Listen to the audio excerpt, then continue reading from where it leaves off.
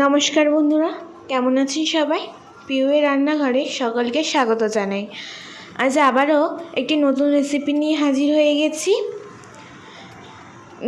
আজকে Italian recipe দেখাচ্ছি, pasta. বাচ্চারা পাস্তা খাওয়া খুবই পছন্দ করে।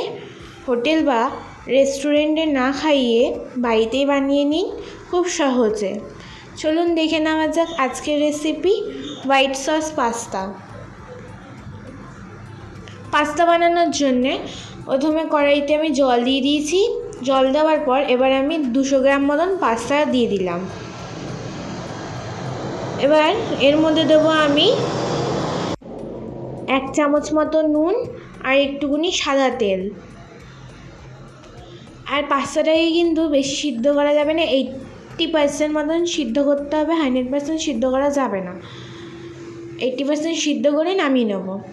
এবার ঢাকা দিয়ে 5 মিনিট সিদ্ধ করে নেব।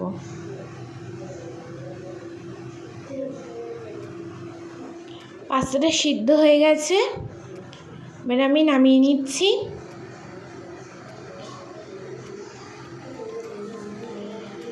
এবার ওই কড়াইতে 2 চামচ মতন সাদা তেল দেব। বাটার আপনারা দিতে পারেন, আমি বাটারটা দিইনি। আর ওই সাদা তেলের মধ্যে 1 চামচ মতন ময়দা দিলাম। ময়দা দেওয়ার পর 1.5 চামচ মতো চিলি ফ্লেক্স দেবো ঝাল হওয়ার জন্যে। ওই দুটোকে ভালো করে নাড়াচাড়া করে নেব। নাড়াচাড়া করে নেওয়ার পর আগে থেকে আমি ক্যাপসিকাম আর পেঁয়াজটাকে আলাদাভাবে কেটে রেখেছিলাম, ভালো করে ধুয়ে এবার ওর মধ্যে দিয়ে দিচ্ছি।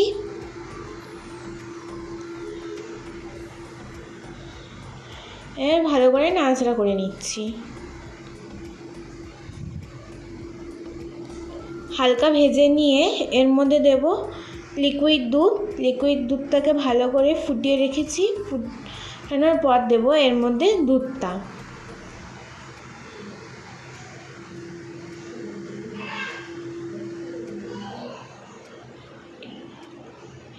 এবার ভালো করে মিশিয়ে নেওয়ার পর দেবো একটুখানি এর মধ্যে বাটার। যেহেতু আগে থেকে বাটারটা দিইনি, তার জন্য এখনই আমি বাটারটা দিয়ে দিলাম।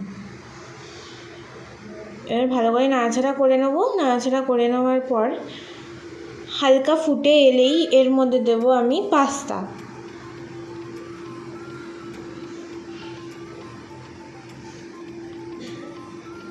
পাস্তা দেওয়া হয়ে গেলে ভালো করে মিশিয়ে নেওয়ার পর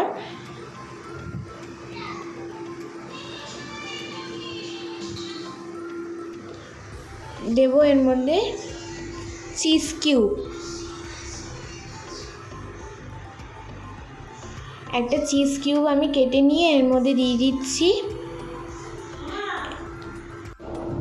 হোয়াইট সস পাস্তা বানানোর জন্য কিন্তু চিজটা মেন দরকার, চিজটা কিন্তু দিতেই হবে।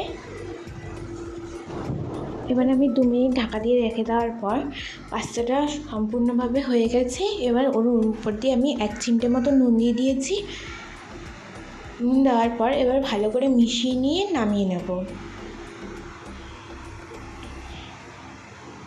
দেখো, হোয়াইট সস পাস্তা পুরো রেডি। এর আমি সার্ভ করে দেখাচ্ছি।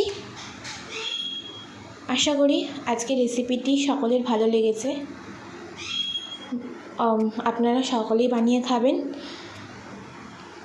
আশা করি ভালো লাগবে আপনাদের।